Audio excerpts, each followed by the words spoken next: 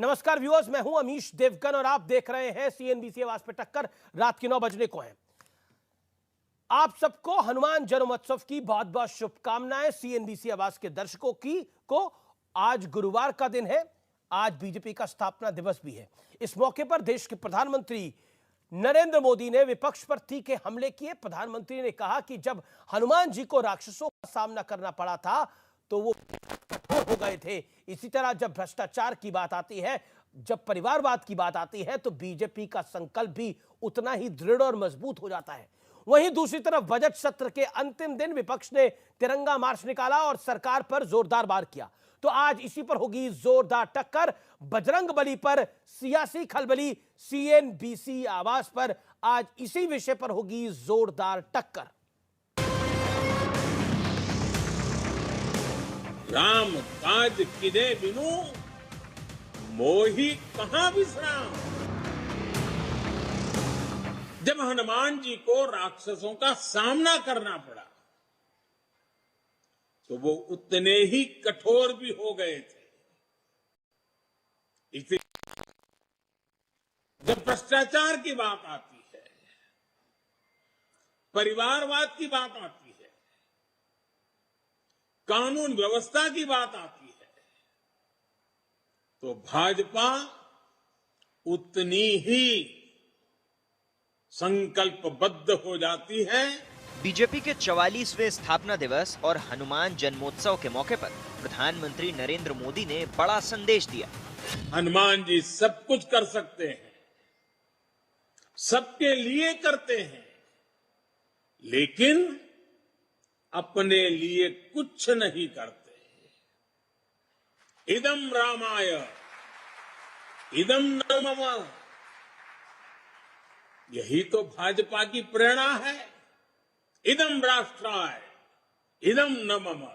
देश में ऐसा वर्ग खूब फला फूला जो सत्ता को अपना जन्मजात हक समझता था। इन लोगों की बादशाही मानसिकता ने देश की जनता को हमेशा अपना गुलाम माना। लेकिन दूसरी तरफ बजट सत्र के आखिरी दिन संसद में अलग ही नजारा दिखा। कांग्रेस नेता काले कपड़े में दिखे और सत्ता पक्ष भगवा गमछे में। कभी भी ऐसे काले कपड़े पहनकर, काली पगड़ियां, काली धोती, काला कुर्ता पहनकर नहीं रोड पर नहीं निकले हम। सरकार के विरोध में विपक्ष ने संसद से विजय चौक तक तिरंगा मार्च भी निकाला।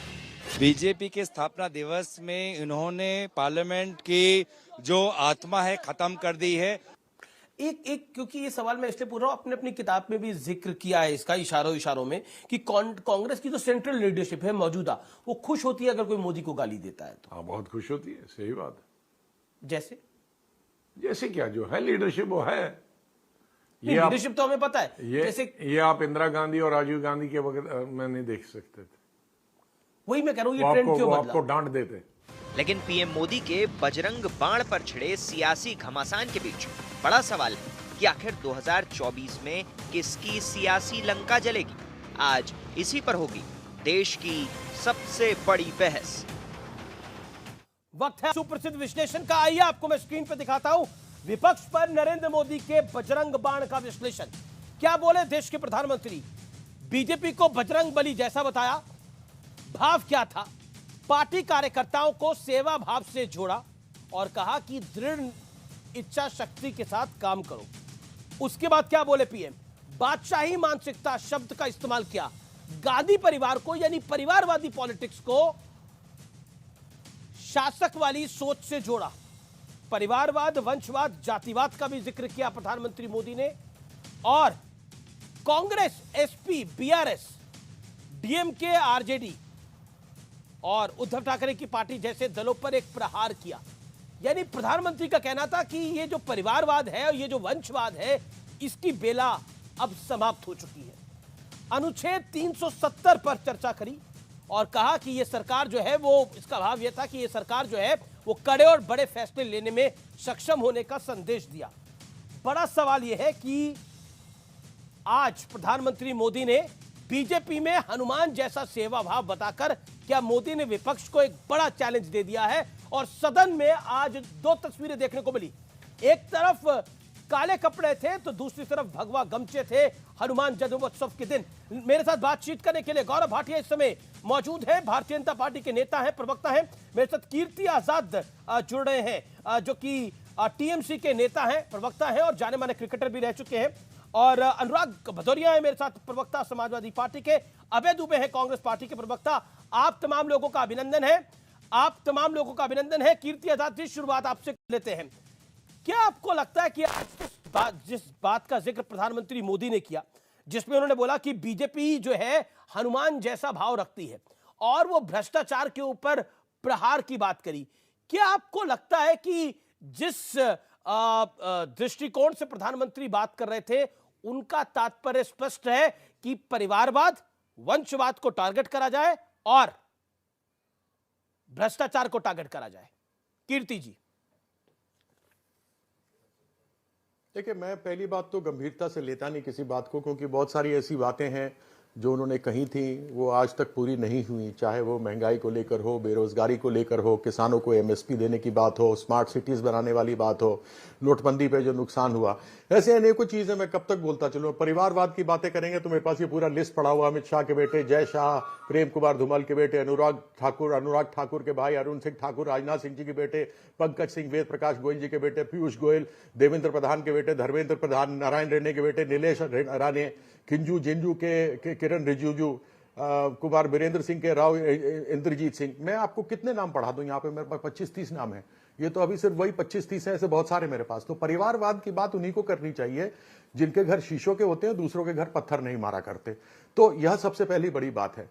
और दूसरी बात यह है कि जो हनुमान वाली बात की, हनुमान सबके हैं, हनुमान केवल एक किसी के नहीं। जो सनातन धर्म को मानते हैं उन सबों के लिए हनुमान है, और हनुमान सबके संकट मोचक हैं, हमारा संकट का मोचन करते हैं। तो इनका आपको मैं एक बात बता देता हूं कि इनकी जो दाल रोटी है ना, वह सांस पानी दाल रोटी केवल हिंदू मुसलमान भारत पाकिस्तान धर्म पर चलती है, इसके अलावा और कुछ नहीं चलता है, क्योंकि इनको मालूम है कि इनकी लुटिया डूबने वाली है 2024 में। इसीलिए यह बातें ज्यादा रहती हैं। अडानी की बात नहीं आती, महंगाई की बात नहीं आती, बेरोजगारी की बात नहीं आती, और चलती भी नहीं है। पता नहीं क्यों न्यूज में मुझे समझ नहीं आता, क्योंकि सारे ज्वलंत प्रश्न हैं। अभी 39.5% सबसे ज्यादा बेरोजगारी अगर कभी रही है तो वो इस समय चल रही है, लेकिन उसके ऊपर कोई विचार करने की बात नहीं होती। तो प्रधानमंत्री जी जब कोई कुछ बोलते हैं तो मैं कभी नहीं सुनता, क्योंकि मेरे पास दूसरे काम होते हैं करने को, इसलिए अधिक ध्यान नहीं देता। मुझे मालूम है कि उसमें से काम तो पूरे होने नहीं है। जी गौरव भाटिया, विपक्ष कह रहा है कि प्रधानमंत्री को वो सुनते नहीं है, लेकिन कोई काम पूरे होते नहीं है। लेकिन प्रधानमंत्री मोदी ने तो आज बजरंग बाण चलाए और एक एक करके कई महत्वपूर्ण बातें कही। क्या आपको लगता है कि बीजेपी ध्यान हटाने के लिए राम और हनुमान की बात करती है और इसीलिए भगवा गमछा डाल के भी आज संसद चली गई?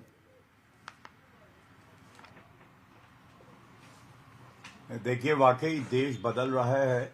सबसे पहले तो सारे दर्शकों को, आपको अमीश जी और यहाँ पे जितने पैनलिस्ट हैं, सबको हनुमान जन्म उत्सव की बहुत बहुत बधाई, हार्दिक शुभकामनाएं। आप बताइए, कभी भगवा को आतंकवाद से जोड़ दिया गया था, कांग्रेस के हेडक्वार्टर में यह आविष्कार हुआ था। आज भगवे पे हर किसी को गर्व है और होना भी चाहिए। सबसे पहले मैं एक बड़ी बात कह के शुरुआत करूंगा। हमें ये नहीं भूलना चाहिए कि हनुमान भगवान से प्रेरणा लेके, हम लोग सब कहते हैं पवन पुत्र हनुमान, संजीवनी बूटी लानी थी, पूरा पहाड़ ले आए थे। वैसे ही कोविड की महामारी में प्रधानमंत्री जी ही थे जो 220 करोड़ कोविड के टीके लगवाते हैं। संजीवनी बूटी ही तो थी आम आदमी के लिए, तो वो सुरक्षा कवच बन गए थे। और दूसरी तरफ हनुमान जी के गदा पे कैसे गदा से प्रहार किया जा रहा है भ्रष्टाचारी विपक्ष के नेताओं पे, इसका प्रमाण कल हमने देखा। आपको मालूम है अमीर जी, वो रसगुल्ला याद है ना, टीएमसी का कंकड़ वाला, जो ममता बनर्जी प्रधानमंत्री जी को खिलाना चाहती है। उस रसगुल्ले में चाशनी इतनी नहीं होगी जितनी याचिका में भ्रष्टाचार टपक रहा था कल। और मैं क्यों बता रहा हूं, कांग्रेस पार्टी भ्रष्टाचार की जननी, वो सुप्रीम कोर्ट के सामने थी। टीएमसी, गुलाबी गड्डी, पार्था चैटर्जी, अभिषेक बैनर्जी, खुद भ्रष्टाचार में लिप्त हैं। आम आदमी पार्टी, मनीष सिसोदिया, सत्येंद्र जैन की आज बेल नहीं हुई, मनीष सिसोदिया जेल में है, कट्टर बेईमान पापी आपके। बीआरएस के कविता सुप्रीम कोर्ट गई थी, कोई रिलीफ नहीं मिला। और ये गर्व से बात कही जा सकती है कि आज भ्रष्टाचारी डरा हुआ है। नागरिक कह रहा है सुबह का पेपर खोलो, किस तरह से बड़ी बड़ी खुशखबरियां मिलती हैं। जी कांग्रेस की सरकार में खोलो तो 122 2G के लाइसेंस भ्रष्टाचार, जी 214 कोलगेट लाइसेंस भ्रष्टाचार, जीजाजी का भ्रष्टाचार, 2G CWG, ये क्या था? आज वो बदला है ना। दूसरी बात आपने करी काले कपड़ों की। देखिए, जिनकी नीयत काली, जिनकी सोच काली, जो चीन से घूस लेंगे, यासीन मलिक को प्रधानमंत्री आवास बुलाएंगे, जो बोलेंगे भगवा आतंकवाद, उनका काला वस्त्र छोड़िए। मेरा निवेदन है संक्षेप में, और दूसरी तरफ आप भी और बाकी वक्ता भी अपनी बात संक्षेप में रखें।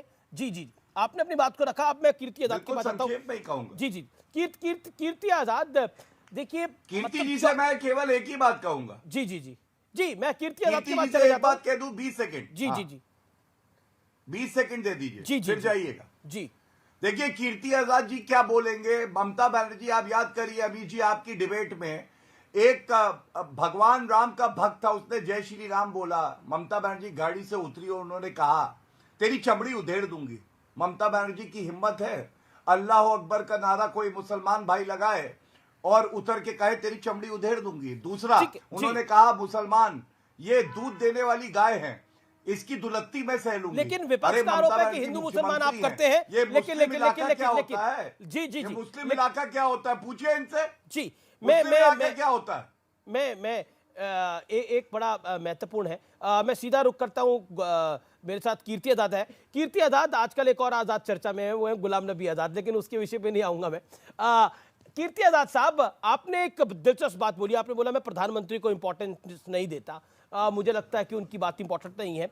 लेकिन ममता बनर्जी को तो आप इंपॉर्टेंस देते होंगे। वो बंगाल की मुख्यमंत्री हैं, जिस पार्टी को आप बिलोंग करते हैं उनकी नेत्री हैं। वो रामनवमी पर और हनुमान जन्मोत्सव पर जो रैलियां निकल रही हैं, जो कार्यक्रम हो रहे हैं, उसमें कहते हैं जिम्मेदारी जो रैली निकाल रहा है उनकी है कि कोई वारदात नहीं होनी चाहिए। यानी वो अपना वर्डिक्ट पहले दे रही हैं। Point number 1। पॉइंट नंबर 2, आपने बड़ी इंटरेस्टिंग बात बोली। आपने बोला देखिए इस देश के अंदर हिंदू मुसलमान की बीजेपी पॉलिटिक्स करती है। इस देश में तो हिंदू मुसलमान की पॉलिटिक्स तब से है जब से ये देश आज़ाद हुआ है, या फिर उससे भी पहले, जब औरंगजेब ने सिख गुरुओं का जो हश्र किया था। लेकिन पॉइंट ये है सबसे बड़ा, क्या आपको लगता नहीं है कि आप भी पॉलिटिक्स ऑफ कन्वीनियंस करते हैं? जो सूट करता है वो सही है। आप वीआईपी ट्रीटमेंट लेने के लिए सुप्रीम कोर्ट चले गए, 14 विपक्षी दल।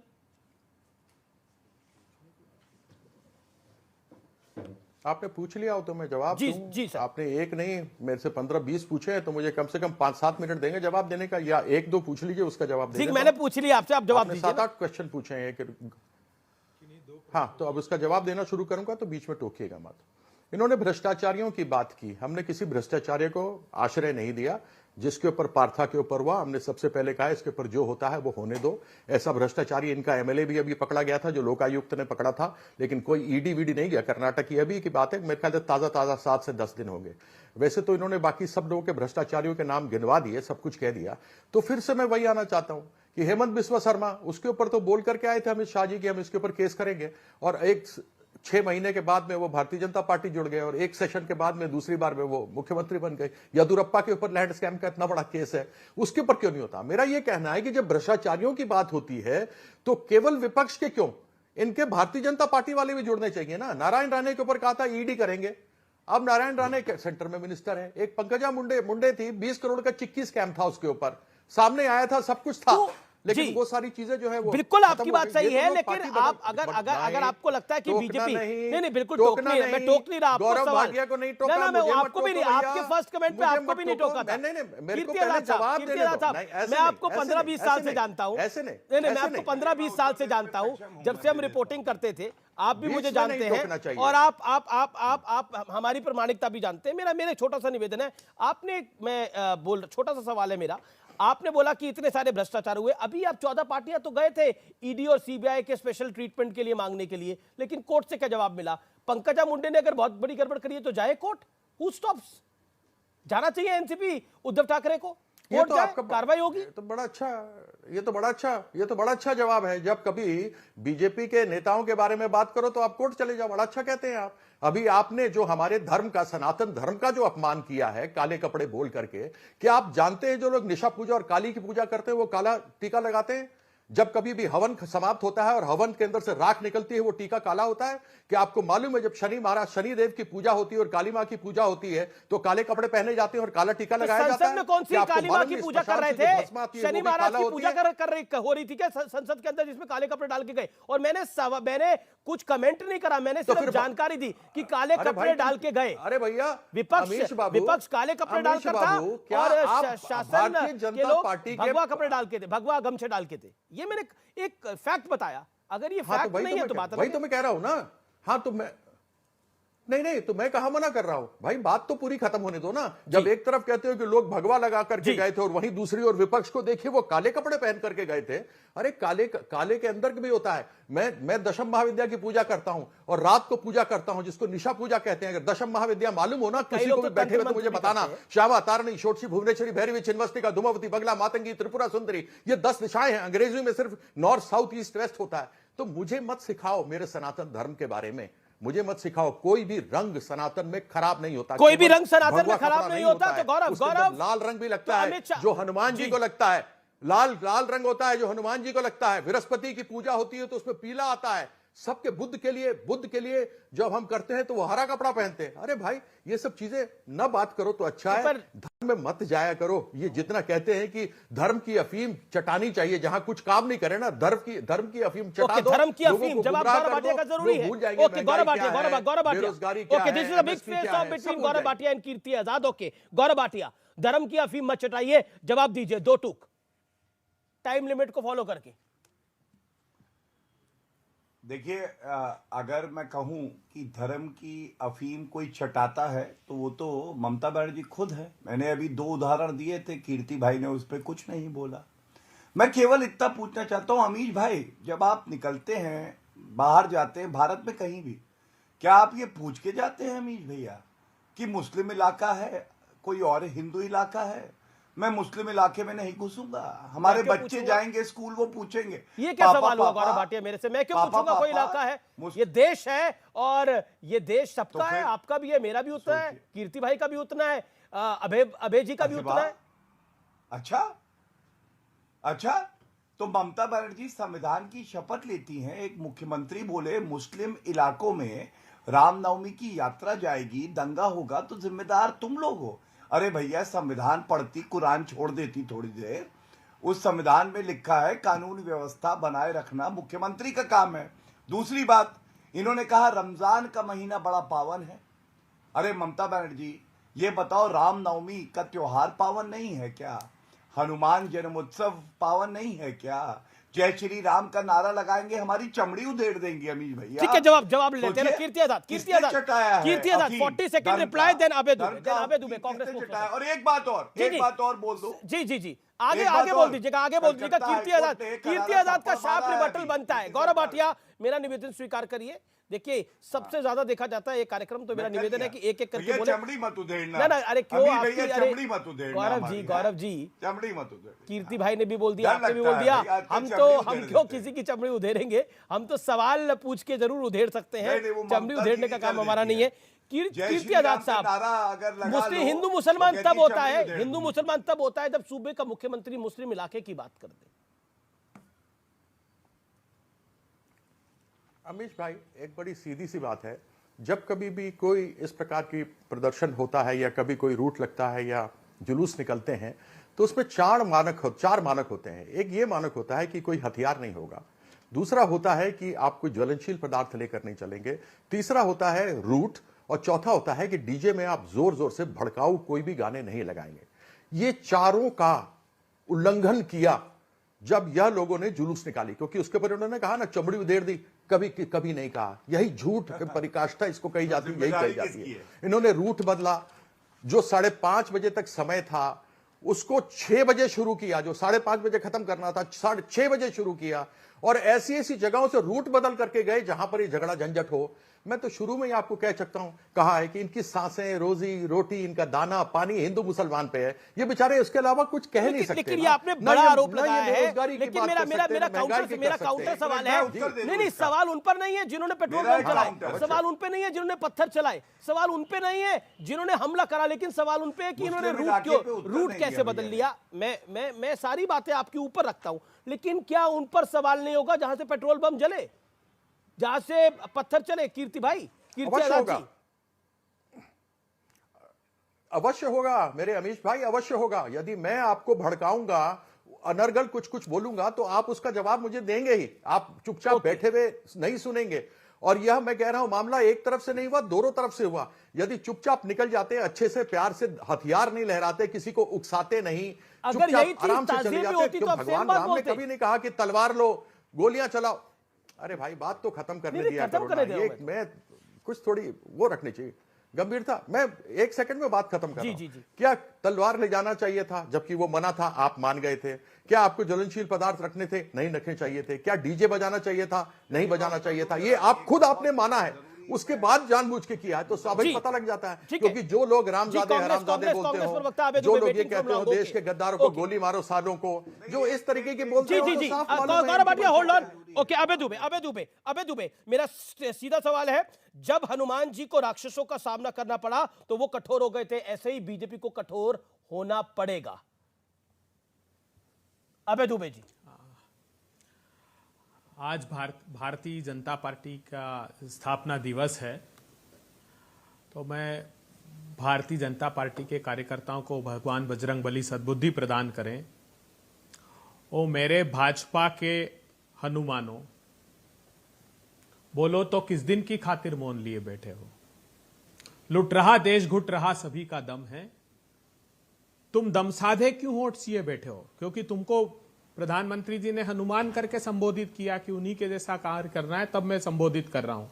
क्यों मेरे भाजपा के हनुमानों, बोलो तो किस दिन की खातिर मौन लिए बैठे हो? लुट रहा देश, घुट रहा सभी का दम है। तुम दम साधे क्यों होठ सिए बैठे हो? तुम राम भक्त, पर राम कहां भाजपा में?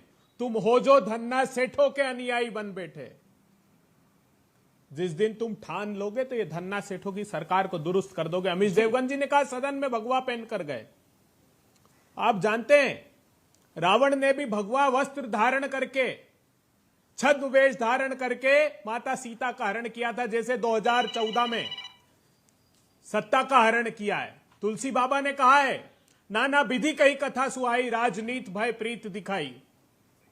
राजनीति से भय से सत्ता का हरण किया है, ये बड़ी स्टेटमेंट है। सत्ता का हरण किया है, कांग्रेस कह रही है बीजेपी ने सत्ता का हरण किया है, जैसे रावण ने सीता मैया का हरण किया था। इस समय की ब्रेकिंग स्टोरी है, गुलाम नबी आजाद पे कांग्रेस के सूत्रों के हवाले से बड़ी खबर है कि अब गुलाम नबी आजाद पे कांग्रेस कुछ नहीं बोलेगी। गुलाम नबी आजाद पर कांग्रेस का बड़ा फैसला है कि उस पर चुप्पी साध दी जाएगी, क्योंकि गुलाम नबी आजाद ने कल न्यूज 18 के इंटरव्यू में बहुत कुछ बोला है, बहुत कुछ बोला है। हालांकि कीर्ति आजाद हमारे साथ आज चर्चा में है, लेकिन कल गुलाम नबी आजाद हेडलाइन थे और आज सब अखबारों ने भी न्यूज 18 के इंटरव्यू को प्रामाणिकता से दिखाया है। मैं सीधा रुख करता हूं, मेरे साथ प्रोफेसर रागी है, लेकिन ब्रेक से पहले बड़ी बात बोली अभय दुबे ने कि सत्ता का हरण कर लिया है भारतीय जनता पार्टी ने। जवाब, लोकतंत्र में सत्ता का हरण नहीं होता है। लोकतंत्र में जनता ने वोट किया था और भारतीय जनता पार्टी ने सत्ता में। यही इसी को सामंतवादी सोच कहते हैं, जिसकी तरफ प्रधानमंत्री ने इशारा किया था। एक बात और बता दूं, प्रधानमंत्री ने कहा था बादशाही सोच है, ये बादशाही सोच है। देखिए, रावण और दुर्योधन दोनों में एक समानता थी। उन्होंने अपने पूरे राजपाट, पूरे जितने योद्धा थे, सबको मरवा करके अंतिम समय युद्ध में गए थे। गांधी परिवार पूरे कांग्रेस को खत्म करवा देगी, इसके बावजूद भी उसको होश में नहीं आएंगे। ये दुर्भाग्य है। रावण और दुर्योधन की मानसिकता में आज गांधी परिवार है। पूरा खत्म हो गया है कांग्रेस पार्टी, पूरा संगठन खत्म हो गया है। 10 दिन तक इन्होंने देखा, तापमान देखा इस शहर का, गांव का, कि राहुल गांधी के पक्ष में कोई खड़ा आता है या नहीं है, कोई बड़ा मूवमेंट खड़ा कर पाएंगे या नहीं। अगले दिन इनको लगा कि नहीं, ऐसा संभव नहीं हो पाएगा, और नतीजा है कि ये दोबारा से कोर्ट की शरण में गए हैं। दूसरी बात, देखिए, जब एक व्यक्ति अभी पैनल पर बैठे जी, व्यक्ति उसमें मैं ले लेता हूं, उसमें ले लेता हूं। अबे दुबे बोले 30 सेकंड, मैं आपको मौका दे रहा हूं, आपको मौका दे रहा हूं। 10 सेकंड। देखिए, ममता बनर्जी के बारे में मैं बोलना चाहता हूं। 2019 का चुनाव था। अबे जी बस 10 सेकंड में खत्म करूंगा। ममता बनर्जी 2019 के चुनाव के समय मुसलमानों को वोट को लेकर करती है, तो दुधारू गाय है ना, इनका तो हम कई लात सहेंगे। और यही कांग्रेस के बैठे एक पैनल पर हैं जो लोग व्यक्ति हैं, वो भागलपुर दंगे में उनके परिवार का भी राज बहुत चला था। और जब लोग चुनाव लड़ने गए थे तो माइनॉरिटी के लोगों ने कहा था कि भाई इनके पिता की भूमिका थी भागलपुर दंगों में। मैं जवाब पिता की भूमिका थी भागलपुर दंगों में। मैं जवाब ले लेता हूं। पहले अबे दुबे रिएक्ट टू। आपकी ये बादशाही सोच है। आप गुलाम नबी आजाद पर सीमित रहे, अनिल एंटनी, एके एंटनी के बेटे बीजेपी में शामिल हो गए, क्या करिएगा? आपने इतना बड़ा बादशाही सोच क्या है पता है बीजेपी ने 2014 में। हाँ, मैंने कहा ना, तुलसीदास जी ने कहा था, नाना विधि कही कथा सुहाई, राजनीति भय प्रीत दिखाई। माता सीता को राजनीति से, भय से, प्रीत से, प्रलोभन से वैसे ही भाजपा ने किया। अब मैं आपको बताता हूं थोड़ा सा सनातन संदर्भ, कैसे भारतीय जनता पार्टी उस हूबहू वैसे ही आपको समझ में आएगी। ब्रह्मा के मानस पुत्र थे पुलत्स, पुलत्स के पुत्र थे विश्वा, और विश्वा के 2 बेटे थे। एक समूह था रावण का, रावण, विभीषण, कुंभकर्ण, और एक था कुबेर, रावण का भाई। लंका और पुष्पक विमान भी उन्हीं का था। अब आप अगर मैच करेंगे तो आपको दिख जाएगा कौन धन्ना सेठ है जो स्वर्ण की लंका और पुष्पक विमान इनको मुहैया करा रहा है। उसी को प्रतिबिंबित करती है सत्ता। भ्रष्टाचार की बात कर रहे थे, समझा नहीं पा रहे अडानी जी पर इतने आप लॉजिकली समझा नहीं पा रहे वोटर्स को। आप गुलाम नबी आजाद ने बोला कि जो मोदी को गाली देता है मेरे इंटरव्यू में, उसको कांग्रेस पसंद करती है, कांग्रेस का नेतृत्व पसंद करता है। क्या कहिएगा? देखिए, उनके बारे में जब भी बात करता हूं तो एक पुराना गाना याद आता है, एक बंगला बने न्यारा। वो बंगले पे सब कुछ समर्पित कर दिया। उससे ज्यादा मैं उनके लिए कुछ नहीं कहना चाहता। जो बात कर रहे थे ना अभी, कीर्ति, एक सेकंड बस 10 सेकंड दीजिए अमित जी, 10 सेकंड बस। दिए 10 सेकंड दिए आपको, दिए। जो अभी कीर्ति आजाद साहब बोल रहे थे ना, तो ये हेमंत बिस्वा शर्मा को 6 महीने नहीं, आजाद साहब वो 21 जुलाई को प्रेस कॉन्फ्रेंस ली थी 2015 को, बुकलेट निकालकर, कि भीषणतम भ्रष्टाचार किया है, अमेरिकी एजेंसी ने भी सिद्ध कर दिया। अगस्त के महीने में उसने ज्वाइन कर ली थी। भावना गवली पहले उद्धव सेना में थी, अब शिंदे सेना में। यशवंत जाधव, एमएलए यामिनी जाधव, इनको ईडी ने फेमा का केस दर्ज किया। अब वो शिंदे सेना में, पाक साफ है। प्रताप सरनाइक, वो सब एक लंबी फहरिस्त है। आपने अपनी बात को रख लिया, सारे के सारे तीर्थयात्री बन गए, सारे पाप धो लिए प्रधानमंत्री जी। प्रोफेसर आगे, जब हनुमान आप ठीक है, you made your point, okay. देखिए, मेरे साथ अनुराग भदौरिया जो अभी तक बोले नहीं है। एक सेकंड, अबे दुबे को ऑडियो डाउन करिए आप। अबे ओके, प्रोफेसर आगे, देखिए 40 सेकंड। देखिए अमित जी, कांग्रेस पार्टी आज तक एक भी आरोप प्रधानमंत्री नरेंद्र मोदी के खिलाफ साबित नहीं कर पाई है। एक भी मंत्री के खिलाफ आज तक भ्रष्टाचार का कोई आरोप साबित नहीं लगाया तक नहीं है। और कांग्रेस की जब सत्ता थी यूपीए के शासन के, और ममता बनर्जी, दोनों के मंत्री आज जेल में हैं। यूपीए सरकार के समय घोटाले एक के बाद एक घोटाले होते गए। दूसरी बात, लेकिन कीर्ति आजाद कहते हैं कि हिंदू मुसलमान करते हैं। नहीं, हिंदू मुसलमान तो उनकी पार्टी। आज ममता बनर्जी बांग्लादेशियों के सहारे सत्ता में रह रही हैं। बांग्लादेशी मुसलमानों को बसाया था किसने था? सीपीएम ने बसाया था। उसकी वोट की खेती ममता बनर्जी कर रही हैं। और इमामों को आप वेतन देते हैं, पुजारियों को क्यों नहीं देते हैं? सुनिए, नहीं, 30% मुसलमानों की vote bank on screen, no one else. आपको बस 10 सेकंड में खत्म नहीं, I gave you 50 second sir. नहीं, पिछली बार 43% वोट जो मिला था ममता बनर्जी का, उसमें 23% वोट मुसलमानों का वोट था। कहते हैं कि हिंदू मुसलमान। Okay, late Kirti Azad reply. Kirti Azad ji, इन्होंने कहा कि प्रधानमंत्री पर आज तक नहीं कोई आरोप लगा। पीएम केयर्स एक बार खुलवा के उसमें आरटीआई में ला दीजिए, पता लग जाएगा। अडानी के बारे में डिस्कशन करवा दीजिए और एक बढ़िया सी रिपोर्ट वहां पे जेपीसी करवा दीजिए, अपने आप पता लग जाएगा। इन्होंने ममता बनर्जी की बात की, मुसलमानों को सब कुछ उन्होंने किया। दुर्गा के साथ ये होता है, 6 महीने पहले से लोग सबको करने लगे। वहां पर मुसलमानों ने और हिंदुओं दोनों ने मिल करके 50% से ज्यादा ममता बनर्जी को वोट दे दिया और जिता दिया। दिल्ली में उन्होंने यही किया, यहां पर आम आदमी पार्टी जीत गई। तेलंगाना में वही करने के लिए गए, वहां पर भी हार करके मुंह की खा गए। और जो बंगाल में मार खा गए, और आगे आने वाले समय में इनको दिख रहा है कि 42 सीटें यहां की जाने वाली है, तो आजकल उसके पीछे लगे हुए हैं।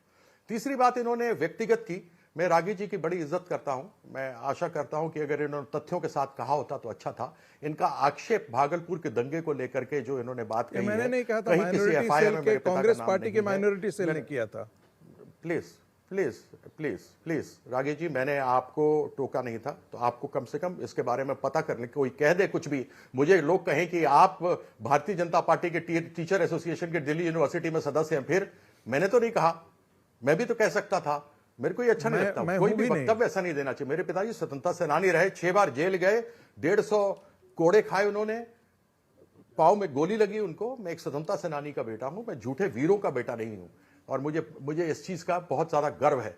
मैं खुद भी अपने देश की आन बान शान मान मर्यादा के लिए खेला और वो कुछ किया है। इसलिए कभी भी गैर जिम्मेदाराना बचकाना कभी भी ऐसी बात नहीं करनी चाहिए जो उचित ना हो। मैं उसके बावजूद आपके खिलाफ नहीं कुछ बोलूंगा, क्योंकि मुझे ये मेरे संस्कार में नहीं सिखाया गया है। ममता बनर्जी वाली बात, आपने कहा कि मुसलमान, अरे आपकी बात ही नहीं सुनी किसी ने।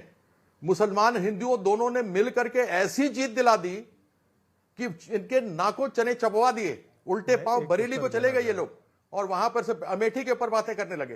तो कभी भी कुछ बोलते हुए जरूर सोच लेना चाहिए कि आप क्या बात कर रहे हैं। ममता दीदी ने आज तक ऐसी बात नहीं की। उन्होंने कोई भी न तो रामनवमी का जुलूस रोका, न हनुमान जयंती का रोका। जवाब आज भी हनुमान जयंती की वहां पर थी। ओके, गौरव भाटिया, मैंने बता दिया। गौरव भाटिया, देन अनुराग भदौरिया। गौरव भाटिया। देखिए अमीर जी, आपने गुलाम नबी आजाद का जो साक्षात्कार किया, उसमें गुलाम नबी आजाद ने एक बात जो कही ना, उस पर जरा गौर करिएगा। उन्होंने कहा कांग्रेस में रहना है तो नौकर की तरह रहना पड़ता है। नौकर की तरह इसलिए है कि मालिक तो एक ही है। और अगर आप देखें, आत्मसम्मान और कांग्रेस ये विलोम है। जब हम छोटे थे तो अनुलोम विलोम सिखाया जाता था। तो कांग्रेस और आत्मसम्मान, कांग्रेस में रह के आत्मसम्मान नहीं हो सकता। आप मुझे ये बताइए, कुत्ते का पट्टा अगर आप खरीद के लाएंगे तो क्या आप किसी अपने जानने वाले के गले में डाल देंगे और वो व्यक्ति के डलवा लेगा? लेकिन कुत्ते का पट्टा कांग्रेस वाले अपने कार्यकर्ता और लीडर के गले में डालते हैं।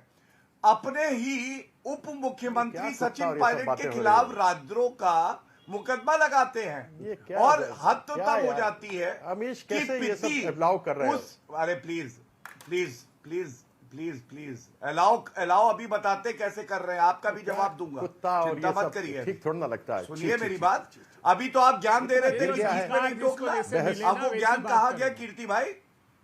कीर्ति भाई क्या हो गया? अभी तो ज्ञान दे रहे थे, आप कह रहे थे वो वैसी बात आप ज्ञान दे रहे थे कि नहीं दे रहे थे? और ये सब बात बोले जा रहे हैं, ये काम मत करिए, उचित नहीं है। इनको शांत कराइए। कुत्ता बोलना, पट्टा लगा देना, ये उचित नहीं लगा। खास करके सरकार में जो पार्टी हो, उसके लोगों को इस प्रकार से नहीं बात करना चाहिए। कुत्ता जैसी बातें नहीं करनी चाहिए। आपको शोभा नहीं, मैं तो शांत हूं। हाँ चलिए, आपको मैं आपको भी उत्तर दे देता हूं। सुनिए, अभी आप बता रहे थे कि अफीम चटवादी धर्म की, ये देखिए, अब मैं आपको उत्तर तथ्यों के साथ देता हूं। ये कलकत्ता हाईकोर्ट ने कहा कि जो भत्ता आप मौलाना और इमाम को दे रहे हैं वो गैर संवैधानिक है।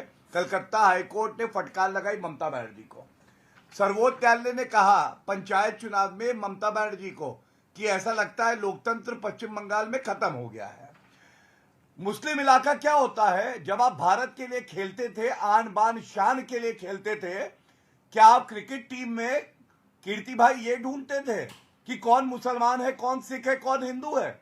ममता बनर्जी से कहिएगा संविधान पढ़े, मुस्लिम इलाका नहीं होता, चप्पा चप्पा हर भारतीय का है।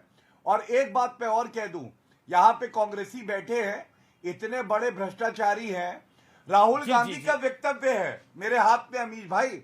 राहुल गांधी ने कहा ममता जी कहती थी अमित जी। भ्रष्टाचार को बंगाल से मिटा दूंगी, लेकिन जब उन्हें भ्रष्टाचार दिखाई दिया, उनके सामने उनके लोगों ने चोरी की, तो ममता जी ने उनको एक्शन नहीं ठीक लिया। है गौरव, गौरव आपने अपनी उल्टा बात को उनकी रख लिया। पूरी रक्षा की। जी। आज ये आडवाणी- दोनों पार्टियां सर्वोच्च न्यायालय में एक साथ सेकंड, एक गई सेकंड, थी। जी, दोनों जी, को जी। करारा थप्पड़ जी पड़ा। जी अनुराग भदौरिया, अमित जी। अनुराग भदौरिया, सुप्रीम अमित कोर्ट जी, गए, अमित कल जी, झटका लगा, 14 अमित विपक्षी जी, दल गए, आप भी थे। आज प्रधानमंत्री ने बोला बीजेपी का हर कार्यकर्ता हनुमान जी की तरह है, उसी तरह का सेवा भाव लेके उसको आगे बढ़ना है।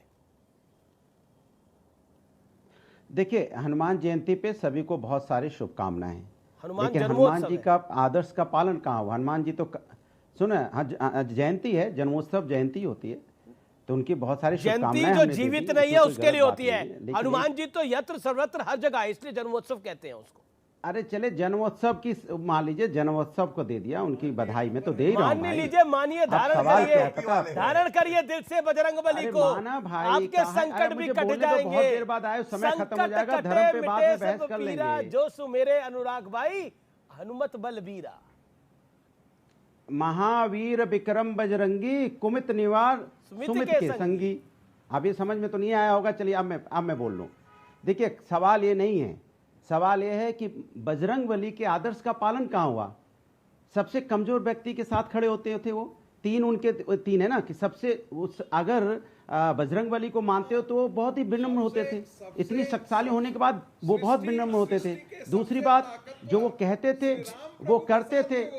अरे बोलने दो भाई, क्यों बीच में? कौन बोल रहा है? आवाज नहीं आ रही, मेरे पास टीवी नहीं है सामने, मैं किसी के बीच में नहीं बोला, मैं प्रोफेसर कोई रागी ऐसे नहीं हूं। सुनिए, और जो कहते थे वो जो कहते थे वो करते थे। तीसरा, कमजोर लोगों के साथ खड़े होते थे। ये कहाँ लिखा तो हुआ यहाँ तो है? भारतीय जनता पार्टी तो तीनों ही उल्टा काम कर रही है। कौन सा ना वो शास्त्र विनम्र पढ़े थे? है, ना कमजोरों कौन सा के साथ शास्त्र खड़ी में होती है, लिखा और हुआ ना है? जो कहती है वो ये करती है। राजनीतिक तो ना, आप बताइए, देखो फर्क क्या है? अनुराग जिस तरह जी, की बातें राजनीतिक अभी हो नारा रही मत थी। दो। अरे चुप रहो ना, बोलने राजनीतिक दो भाई, नारा क्यों मत बीच दो। में? ये कौन है कहाँ भाई? लिखा हुआ है?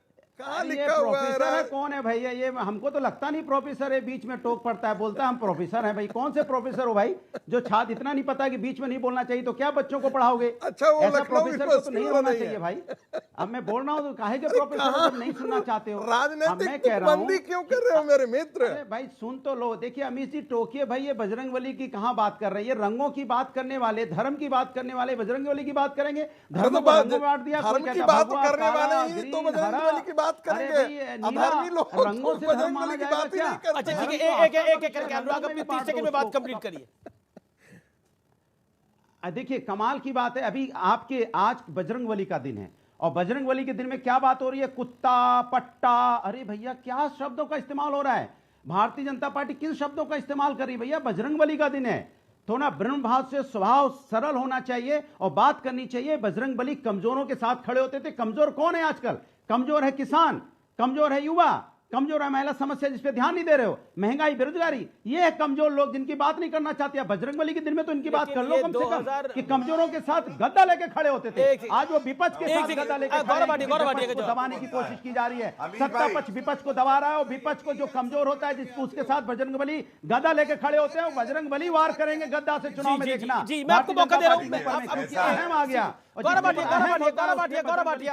अच्छा ठीक है अनुराग, अब आपने, आपका पूरा कोटा मैंने पूरा कराया, आपने 3.5-4 मिनट बोला। एक सेकंड, 10 सेकंड, 5 सेकंड। देखिए अनुराग की हालत वैसे ही है जैसे एक बार रट करके विद्यार्थी आता है ना, कोई भी सवाल करो वही उत्तर देगा। अच्छा, रट तो करके। जैसा ही ठीक है, आप- गौरव भाटिया। नहीं पता कि बीच में बोलना नहीं चाहिए। तुम्हारा तो दलित ये वो हनुमान जी को भी उसी में ला के खड़ा ठीक है, कर दिया। विषय कुछ पर आते हैं। करते भी हो, जब से बोल रहे हो तब से नफरत की आग बो रहे हो। जी, ये तो गौरव कभी भाटिया, ये गौरव तो भाटिया, हमारे गौरव कभी भाटिया, सनातन गौरव धर्म में भाटिया। नफरत का वर्ड शब्द नहीं था। अनुराग भाई, जो आपने शब्द अपनी का बात को इस्तेमाल रखा, आप करते ऑडियो हो, डाउन तो करिए, सनातन ऑडियो का डाउन अपमान करते हो बैठ करिए। के। मैं okay, Gaurav Bhatia, sharp 30 second है जवाब, शार्प 30 सेकंड। धन्यवाद। हाँ बिल्कुल। देखिए कितनी अच्छी बात बोली समाजवादी पार्टी के प्रवक्ता ने। उसने कहा कि हम तो कमजोर व्यक्ति के साथ खड़े रहते हैं। ये एक तस्वीर है, देखिए कितना कमजोर व्यक्ति था अमीर जी। ये मंत्री था, खनन घोटाला किया, 5.5 मुख्यमंत्री उत्तर प्रदेश में थे अखिलेश भाई के समय में। आधे मुख्यमंत्री ने इनको हटा दिया झन्नाटेदार तरीके से। 3 दिन बाद ये व्यक्ति फिर से आ गया, बलात्कार के मुकदमे में दोष सिद्ध हो गया। कमजोर व्यक्तियों के साथ खड़े रहते हैं अखिलेश यादव और समाजवादी पार्टी। दूसरा, इन्होंने कहा शब्दों का इस्तेमाल ठीक किया करो।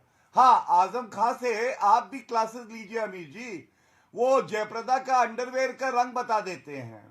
शब्दों का मर्यादा ये है कि लड़के हैं, लड़कों से गलती हो जाती है। ठीक है। तीसरी बात, पुरुषार्थ।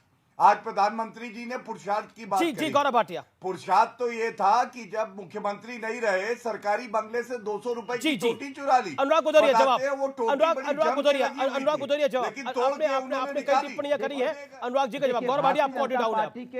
अनुराग भदौरिया 30 सेकंड शार्प।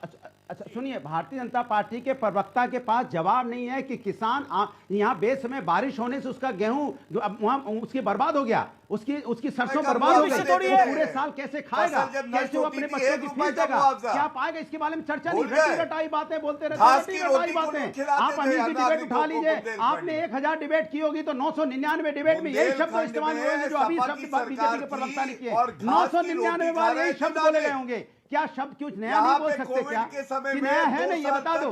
10 साल की सरकार में नया बताने को कुछ नहीं है, सिर्फ रटी रटाई शब्दों का इस्तेमाल करोगे। इसके मतलब आप कुछ नया नहीं कर रहे हो, कुछ जनता के भले की बात नहीं कर रहे हो, सिर्फ रट्टाफिकेशन है। रट्टाफिकेशन से देश नहीं चलता है, देश चलता है इनोवेशन से। आप नई इनोवेशन की बात करी। Okay okay okay okay okay Kirti आजाद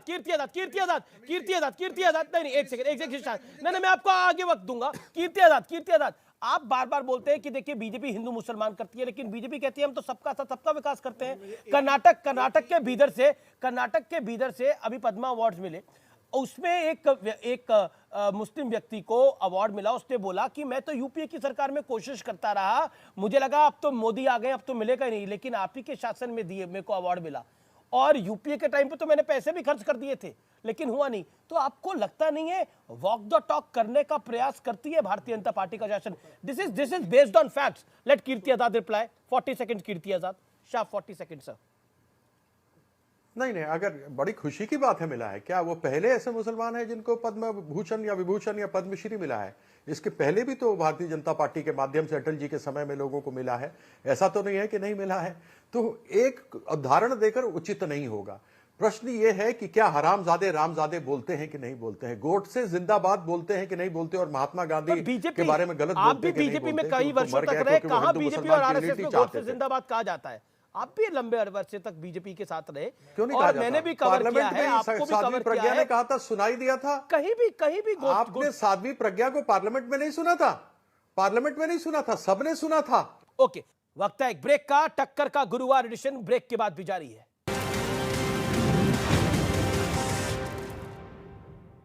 वेलकम बैक व्यूअर्स, आप देख रहे हैं सीएनबीसी आवाज पे टक्कर। मेरे साथ राशिद अहमद कादरी जुड़ रहे हैं, पद्मा अवार्ड विनर है। आपका अभिनंदन है सर। सबसे पहले तो आपको बहुत बहुत शुभकामनाएं। आप आज देश की हेडलाइंस में हैं, लेकिन आपने जो बात की वो भी हेडलाइन में है। मैं जानना चाहता हूं आपके साथ क्या वाकया हुआ था यूपीए के शासन के अंदर? आपको उम्मीद थी तब आपको पद्मा अवार्ड मिलेगा, लेकिन आपको उम्मीद नहीं थी कि मोदी के शासन में आपको पद्मा अवार्ड मिलेगा, लेकिन मिला मोदी के शासन में और यूपी के शासन में नहीं मिला। वो कहानी क्या है, जरा बताइए। ये देखिए, मैं पद्मा अवार्ड का मैं हकदार था। मैं ये पद्मा अवार्ड के लिए मैं 5 साल अप्लाई करा, जबकि यूपीए सरकार थी जी। और हर साल मैं अपना प्रोफाइल भेजता था। मेरा प्रोफाइल बहुत मोटा है, उसको तकरीबन एक प्रोफाइल के लिए 4000 का खर्चा आता था। हर साल 12000 खर्चा करता था, जो 5 साल तक करता रहा। उसके बाद जब बीजेपी गवर्नमेंट आई तो मैं अप्लाई करना छोड़ दिया मैं, क्योंकि ये मुसलमानों को कुछ नहीं, मेरा अपना ख्याल था मुसलमानों को ये कुछ नहीं देती, मुसलमानों से नफरत करते हैं, ये सोच के मैं खामोश बैठ गया। लेकिन 25 जनवरी 2023 को होम मिनिस्ट्री से फोन आया कि आप पद्मश्री अवार्ड के लिए चुने गए हैं। तो ये अवार्ड है, तो मोदी जी मेरे को चुन के, ये अवार्ड चुन के मेरे ख्याल को, मेरे सोच को गलत साबित कर दिए, जो मेरे दिमाग में थी बात वो। मेरा अगला सवाल ये है कि आप तो पॉलिटिक्स में नहीं है, लेकिन हर चीज की पे राजनीति होती है, पॉलिटिक्स होती है। तो विपक्ष कह रहा है कि जो नरेंद्र मोदी के साथ आपकी बातचीत हुई वो सब कुछ फिक्स था, वो पहले से ही डिसाइडेड था। इस पर आप क्या कहना चाहते हैं? उनकी सोच गलत है। मैं उनकी सोच गलत है। मैं किसी के बहकावे में नहीं आता। मैं जब भी करता हूँ मैं अपनी बात करता हूँ। मैं लोगों की सिखाई हुई बात है तो मैं कभी भी नहीं करता। मैं किसी के बारे में ऐसा बोलना उनका गलत बात है ये, और झूठा इल्जाम है मेरे पे ये। तो क्या कहना चाहते हैं आप उनसे? जब आपका संवाद हुआ तो वो एकदम ही प्रधानमंत्री आए होंगे राष्ट्रपति भवन में और आपने उनसे उन्होंने आपको हाथ मिलाया होगा, बधाई दी होगी, उसके बाद ये संवाद शुरू हुआ। तो क्यों विपक्ष इसमें एक शंका पैदा करना चाहता है? विपक्ष का काम ही है सभी को पर इल्जाम लगाना, उनको बदनाम करना। जी, एक अगला सवाल मेरा ये एक धारणा है कि नरेंद्र मोदी के शासन में मुसलमानों के साथ अच्छा नहीं हो रहा। आप क्या कहना चाहते हैं? शाह रशीद जी।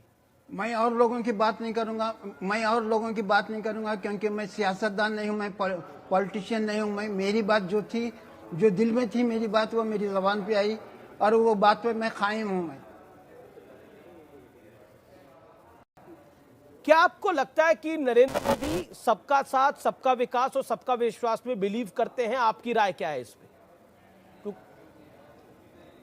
मैं इसमें अपनी राय नहीं दे सकता। वो सबका विकास, सबका साथ, वो दूसरे लोग जानते हैं कि मैं मेरे काम में मगन रहता हूँ। मेरे काम से मतलब है। मेरे को इतने सारे अवार्ड मिले, 12 बार फॉरेन कंट्रीज को गया, कोई भी गवर्नमेंट मेरे को एक पैसे की भी मदद नहीं करी। मैं अपनी मेहनत करके कमा के खा रहा हूँ। मैं बिकने वाला इंसान नहीं हूँ। मैं बहुत बड़ी बात कह रहे हैं कि आप बिकने वाला आप इंसान नहीं है, लेकिन विपक्ष के कुछ लोग जो ऐसा मान रहे हैं कि आप बिक चुके हैं, उनको आप क्या कहना चाहते हैं? अपनी तरफ से दो टूक बात।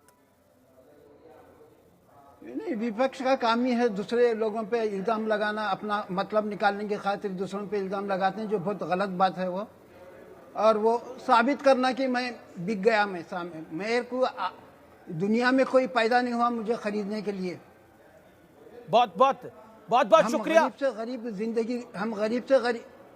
जी, आपका बहुत बहुत शुक्रिया और आपको एक बार फिर बहुत बहुत बधाई पद्मा अवार्ड जीतने के लिए। लेकिन आज मैं आपके साथ एक संवाद करना चाहता हूं। देश ने वो दौर भी देखा है जब पद्मा अवार्ड्स बड़े और एलीट क्लास वाले वीवीआईपीज के लिए एक 5 स्टार इवेंट होता था, लेकिन बीते 9 साल में यह सूरत पूरी तरह से बदल गई। व्यूअर्स, अब जूतों की चमक से उम्मीदवार का नाम नहीं तय किया जाता, बल्कि सिर्फ और सिर्फ काम ही बोलता है। काम ही पुरस्कार पाने का पैमाना बन गया है। फिर चाहे दूर दराज के गांव में गुमनामी से पर्यावरण के लिए काम करने वाली तुलसी गौड़ा हो या फिर जलपाईगुड़ी में रहने वाले 102 साल के लोक संगीतज्ञ मंगला कांति रॉय हो। इतना ही नहीं, मोदी सरकार के स्लोगन सबका साथ, सबका विकास और सबका विश्वास की झलक भी इन अवार्ड्स में देखी जा सकती है। अभी आपने पद्मश्री विजेता शाह रशीद कादरी की मेरे साथ बातचीत भी सुनी।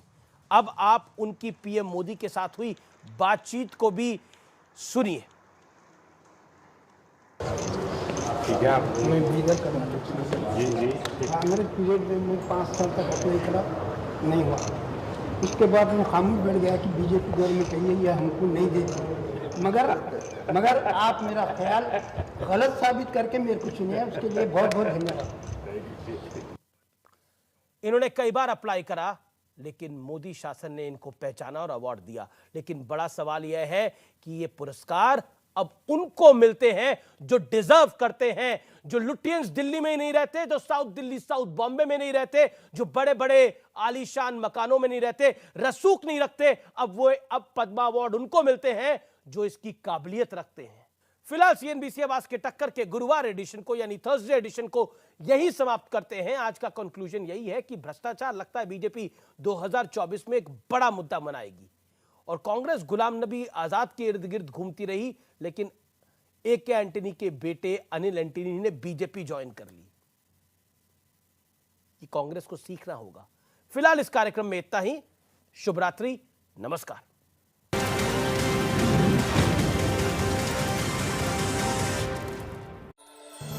Powered by